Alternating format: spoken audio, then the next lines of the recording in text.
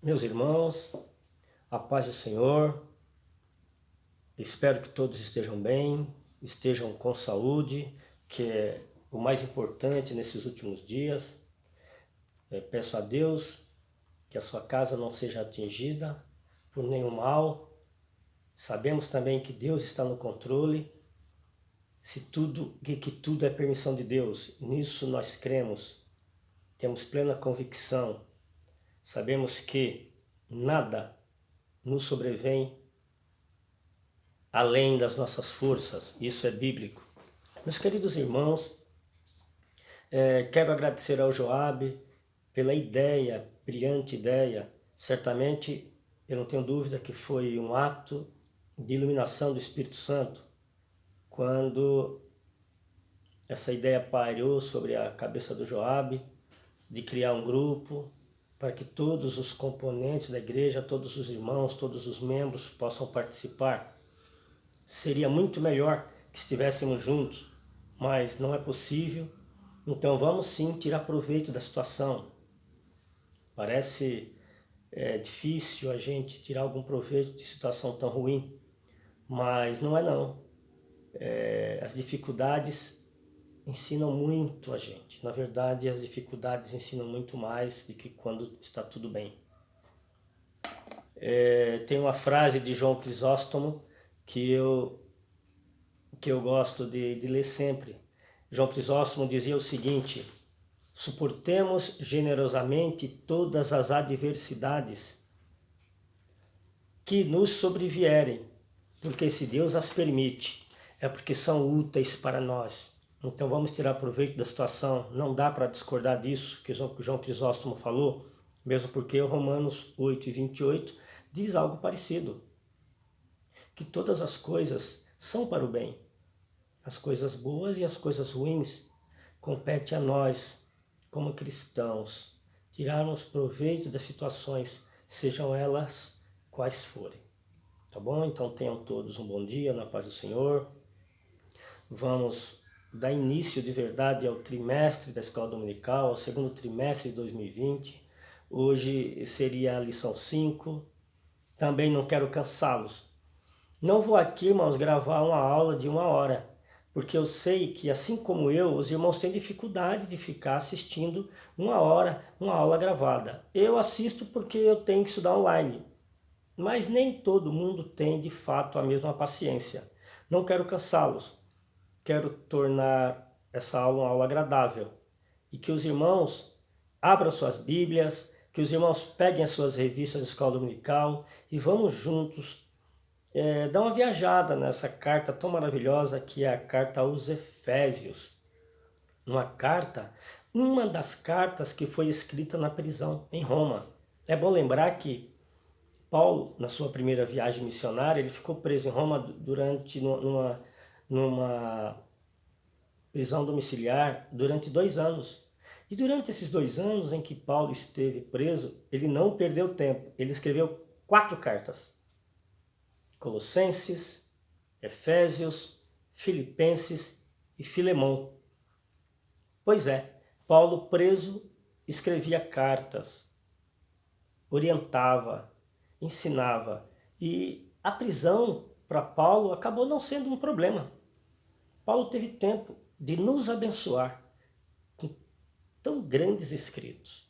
Então nós que estamos também, de certa forma, presos em casa, vamos também fazer como Paulo, vamos abençoar outras pessoas, vamos usar o nosso tempo para, através de uma mensagem, dizer que Jesus os ama, que Jesus está no controle, que tudo é permissão de Deus. Não desanimemos.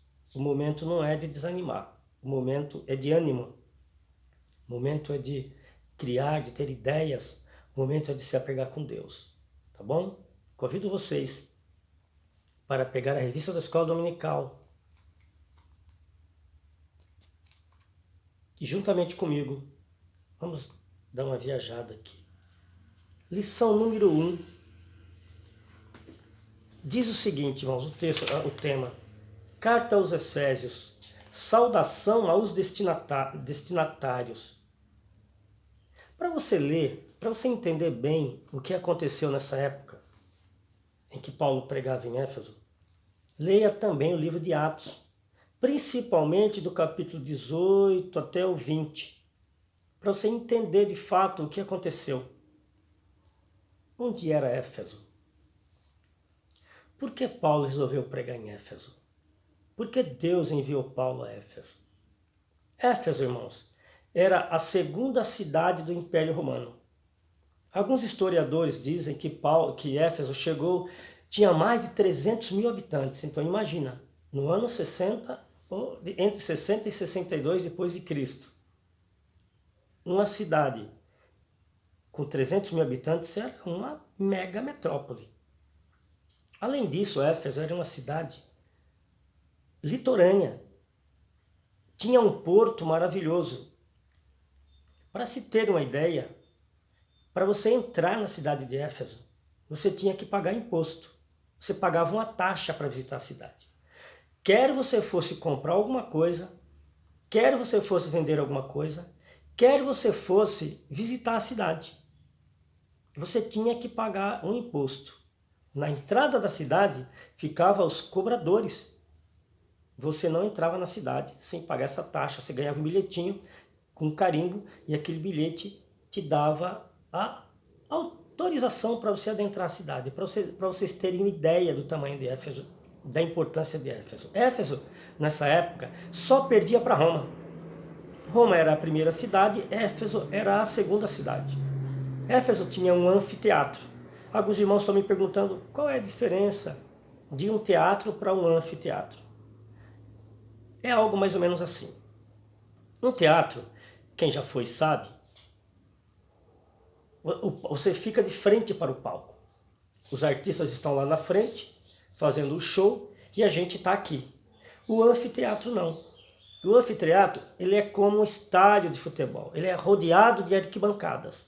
Então você tem uma visão de 360 graus. Você não tem que ficar somente olhando para frente. De todos os lados, você vê o espetáculo. E o que era feito nesses anfiteatros? Era brigas, guerras de animais com seres humanos, brigas de animais com animais. Às vezes botava um leão para brigar com outro animal feroz, o vencedor era aquele que acabava vivo. Era ali que os cristãos eram colocados na arena para lutar contra as feras e evidentemente nossos irmãos sempre pereciam. Essa era um pouco da cidade de Éfeso. Tem outras características também. Existia lá um templo, a deusa Diana.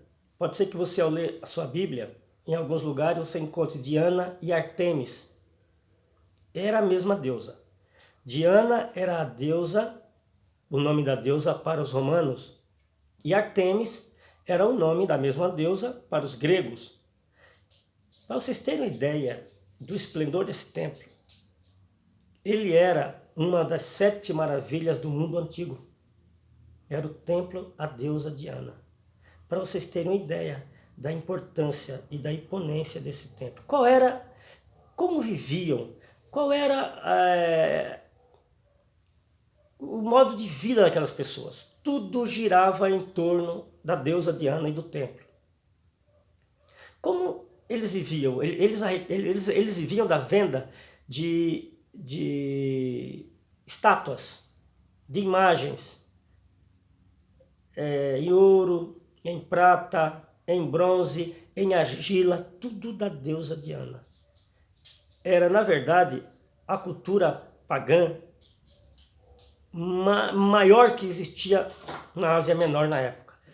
Tudo girava em torno do templo da deusa Diana e da deusa Diana. Aí Paulo vai pregar contra a idolatria no lugar idólatra. Pensem nisso.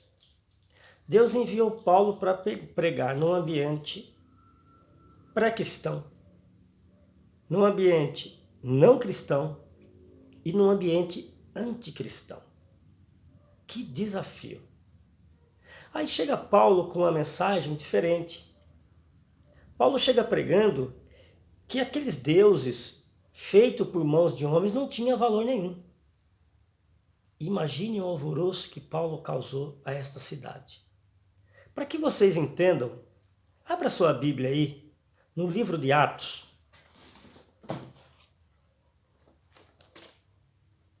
No capítulo 19. Acompanhe comigo.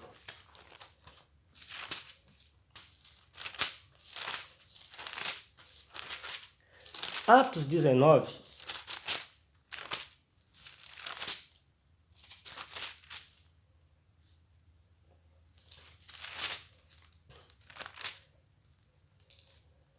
E o versículo 23. Vamos ler juntos aqui. Por esse tempo, houve um grande alvoroço acerca do caminho. Qual era esse caminho? Era o caminho que Paulo estava ensinando, era um novo caminho. Pois um ourives chamado Demétrio, que fazia de prata nichos de Diana e que dava muito lucro aos artífices, convocando-os juntamente com outros da mesma profissão, disseram-lhes: Senhores, sabeis que deste ofício vem a nossa prosperidade. E estáis vendo e ouvindo que não só em Éfeso, mas em quase toda a Ásia, olha como Paulo pregava. Este Paulo tem persuadido e desencaminhado muita gente, afirmando não serem deuses os que são feitos por mãos humanas. Não somente há o perigo de nossa profissão cair em descrédito, como também o de o próprio templo da deusa Diana ser estimada em nada, e ser mesmo destruída a majestade daquela que toda a Ásia e o mundo adoram. Entenderam? O Paulo chegou pregando e ensinando um novo caminho. Imagina o alvoroço que Paulo fez naquela cidade. E diz o texto que não somente ali, mas em quase toda a Ásia. Chegavam os rumores de Paulo pregando que aqueles deuses não valiam nada. Paulo ensinava um novo caminho. Na verdade, Paulo queria encaminhá-los a Deus, e eles diziam que Paulo estava desencaminhando-os.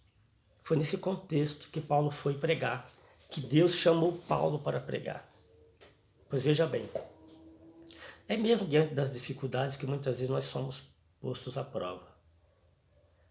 Deus não está preocupado com as dificuldades que a gente vai passar, desde que a gente esteja ciente de que Ele passará conosco. Talvez, não, Deus não impede você de passar por problemas. É certo que Deus estará com você. Pode ser que você tenha que ir para a fornalha de fogo ardente. Pode ser sim. Talvez Deus não te livre da fornalha, mas Deus certamente te livrará na fornalha. Pense nisso.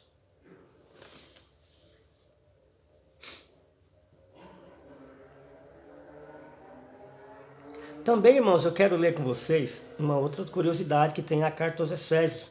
Pega sua Bíblia ali e abre em Efésios capítulo 2.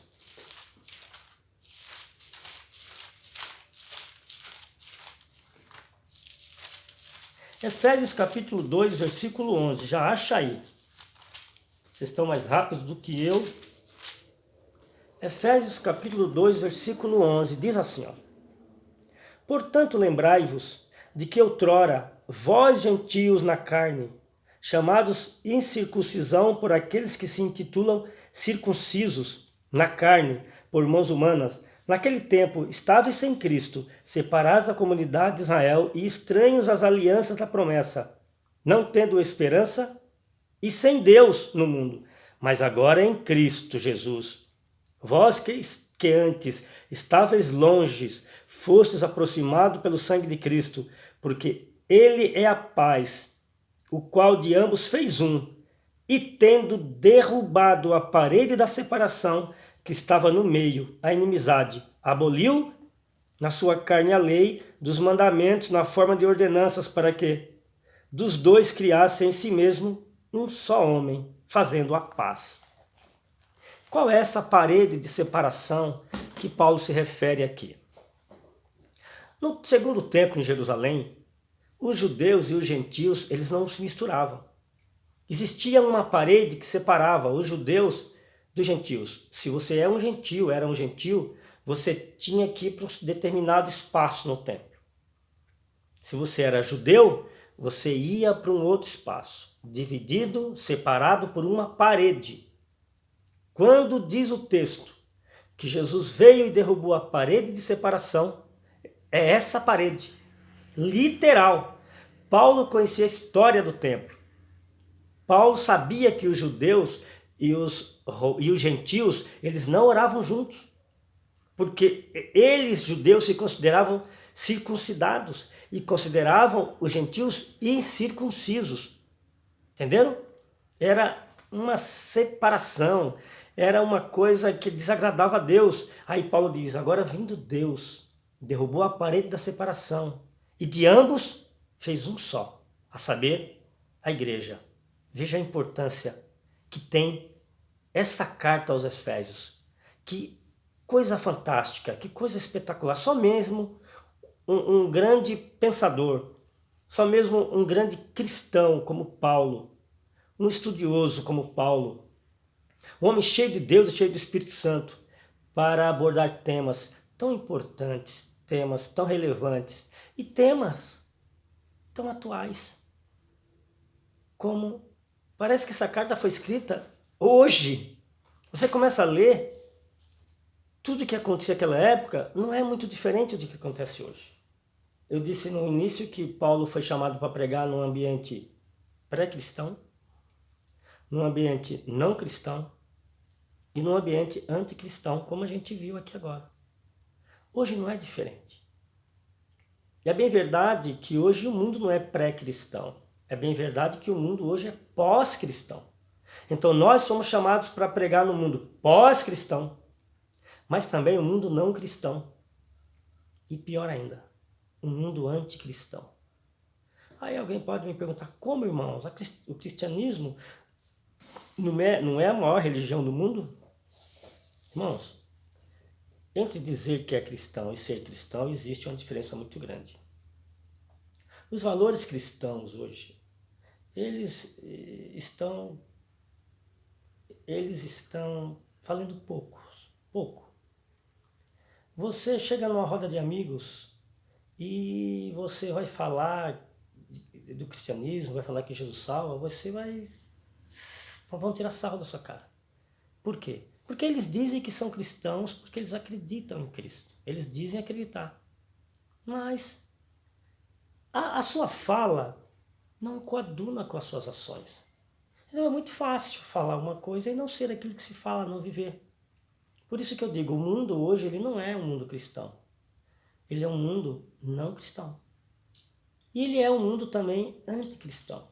Porque é só você observar para as leis que estão sendo propostas no Senado, todas, na maioria delas, são leis anticristãs. É só vocês entrarem no site da política e vocês observarem isso. São tudo leis, na sua maioria, anticristãs. Então, por isso que eu digo, Paulo foi chamado para pregar no momento pré-cristão. Nós somos chamados para pregar no momento pós-cristão. Mas assim como Paulo, nós também fomos chamados para pregar no momento não cristão e no momento anticristão. Esse é o grande desafio. Qual é o tema da carta de Paulo? O tema da carta de Paulo é a igreja, e a igreja eleita. Paulo vai falar, por exemplo, como é a igreja. Paulo vai mostrar como a igreja se forma. Paulo vai mostrar como devem viver os irmãos. Esse é o tema da carta de Paulo. É a igreja. Quero falar um pouco também com vocês, irmãos, sobre a capa da revista. A capa da revista, fica assim, né? Fica de ponta cabeça. A capa da revista é uma... Eu não sei se vocês observaram, eu sempre gosto de observar a capa da revista, que ela tem uma coroa, ela tem um rolo, e ela tem um tipo de uma flor aqui com um carimbo dentro. Vocês observaram que tem um leão aqui dentro desse carimbo? O que quer dizer isso? Eu achei de uma criatividade ímpar. É evidente que o rolo significa a palavra de Deus, a carta que a gente está estudando. Essa coroa de espinhos significa o sacrifício de Cristo na cruz do Calvário por mim e por você. Agora, o mais incrível é esse carimbo aqui de leão. Significa que nós somos carimbados. Significa, carimbo é um sinal de pertencimento. Significa que nós pertencemos a alguém, que nós temos um dono e que o nosso dono é Deus.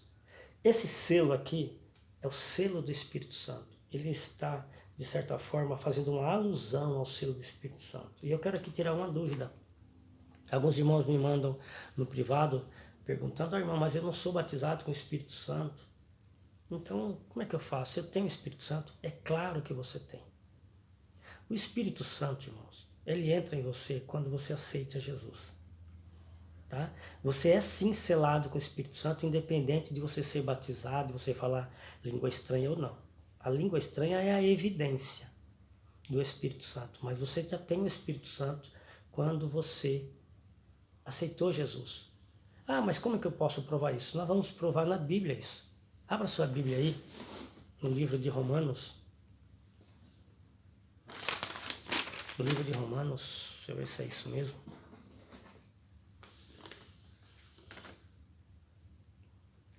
Eu não anotei, mas eu acho que é Romanos capítulo 8. Vamos ver se eu não estou enganado.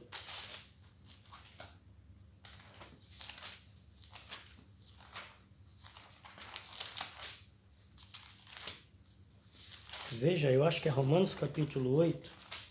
Eu acho que é versículo 9.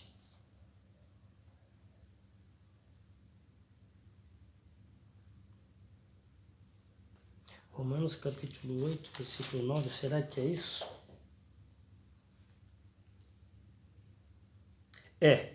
Acompanhe comigo. Romanos capítulo 8, versículo 9. Portanto, os que estão na carne não podem agradar a Deus. Vós, porém, não estáis na carne, mas no Espírito, se de fato o Espírito de Deus habita em vós. E se alguém não tem o Espírito de Cristo, esse tal não é dele. Se, porém, Cristo está em vós, o corpo, na verdade, está morto por causa do pecado, mas o Espírito é vida por causa da justiça.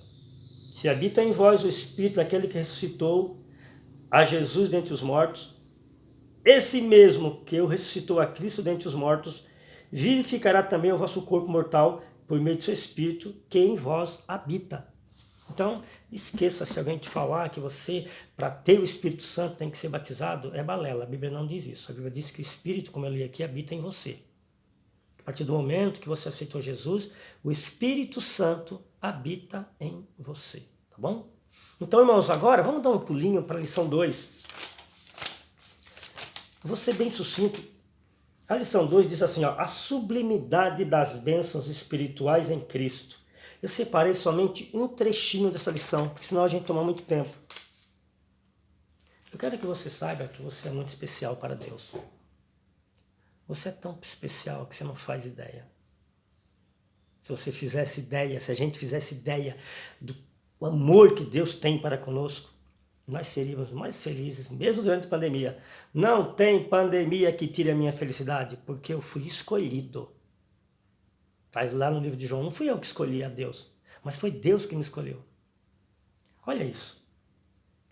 Na página 12, no tópico 2 da lição, diz assim, ó, da lição 2, obviamente que as bênçãos espirituais não são materiais, mas provenientes dos lugares celestiais, isto é, do reino espiritual. Essas bênçãos são mencionadas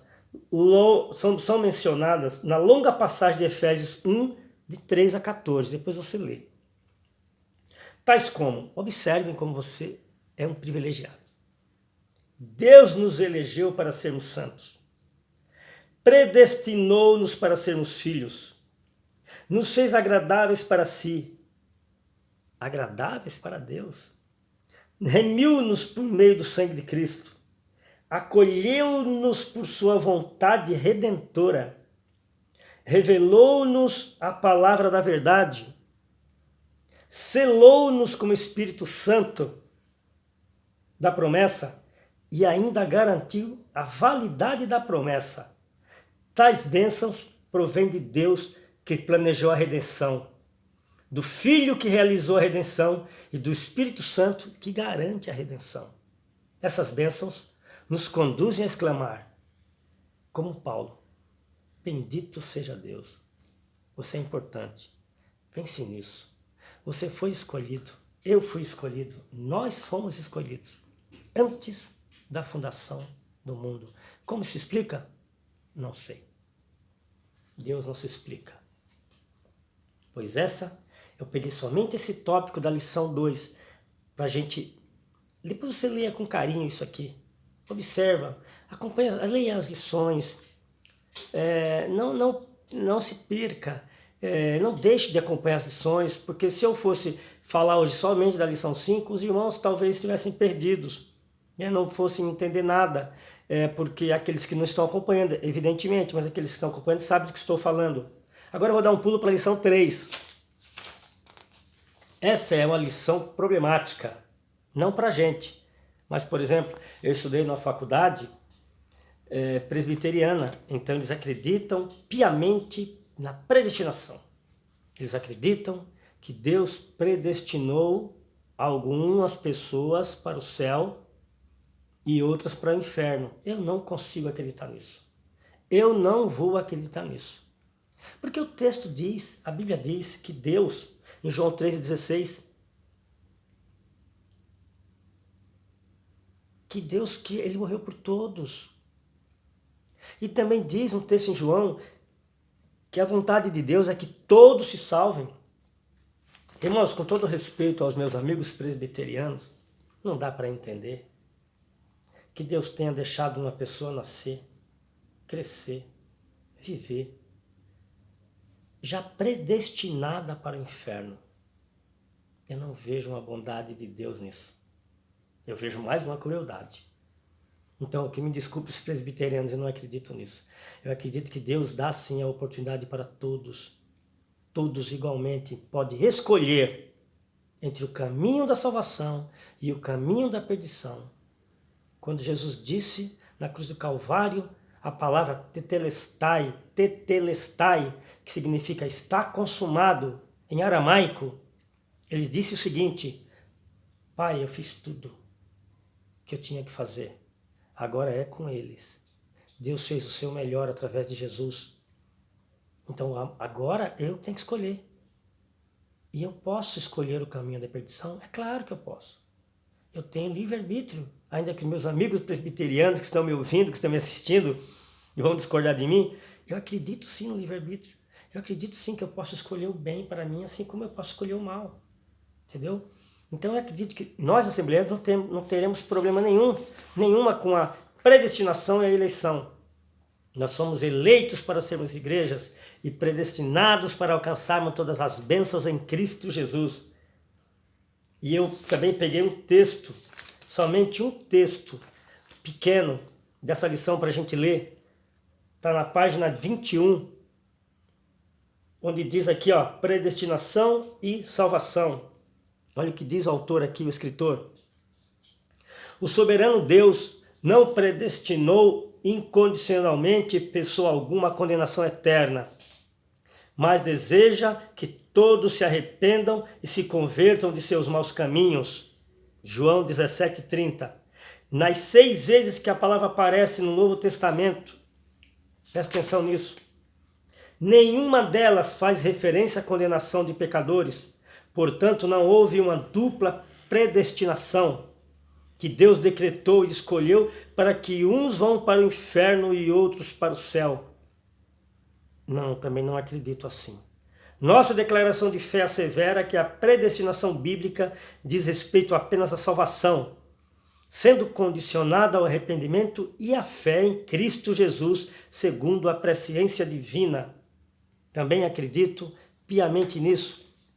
Jamais Deus predestinaria alguém ao inferno, irmãos. Misericórdia, que pensamento horrendo. Já imaginou? Jesus faz aquele sacrifício na cruz do Calvário doloroso, aquela que até de pensar a gente sente dores. De repente, não tem validade nenhuma aquele sacrifício para alguns, porque alguns já foram predestinados para o inferno, já vieram, Deus sabendo que eles iam para o inferno. É verdade, irmãos, que na presciência de Deus, Deus sabe quem vai e quem não vai. Quem vai para o céu, quem vai para o inferno. É verdade que na sua presciência Deus sabe disso, porém não que Deus tenha predestinado, mas que Deus deu igualmente a todos a oportunidade. Que o sacrifício de Jesus na cruz de Calvário não foi apenas pelos predestinados ao céu, mas que foi para todos. Jamais Deus deixaria uma criança nascer, deixaria essa criança crescer, sabendo que essa criança está predestinada ao inferno. Jamais. Eu não creio nisso. E eu tenho certeza que você, assembleano, que você que está me ouvindo, também acredita como eu. Muito bem. Vamos para a lição 4, a iluminação. A iluminação espiritual do crente. Peguei também um pequeno texto aqui. Como eu disse no começo, na abertura dessa escola, eu não tenho dúvida que esse canal foi criado através de um ato de iluminação. Deus iluminou a mente do Joabe. Joabe teve a ideia através da iluminação do Espírito Santo e ocasionou isso que está acontecendo agora, né? Esse monte de gente no grupo, todo mundo interagindo, umas pessoas mandando áudio, outros contando testemunho, outras pessoas pedindo oração. A escola dominical está sendo falada através da iluminação. É o Espírito Santo que nos ilumina. Sem o Espírito Santo nós não somos nada, absolutamente nada. E eu peguei somente um trecho dessa pequena lição, dessa grande lição, um pequeno trecho eu peguei, está na página 27, no item 3. As riquezas da glória da sua herança. Preste atenção nessa leitura. Depois você leia em casa, faça uma exegese do texto, leia com carinho, estude, veja as referências, tá? Para que você possa ter uma iluminação mais precisa. Diz assim o texto. Na oração, o apóstolo pede para que os crentes entendessem as riquezas da glória da sua herança. A expressão sua herança enfatiza o que Deus deu aos seus eleitos. Está lá em Colossenses 1:12. Já o termo riquezas refere-se às maravilhosas bênçãos que o acompanham o plano da salvação, tais como, presta atenção, que coisa linda, o perdão dos pecados, a adoção de filhos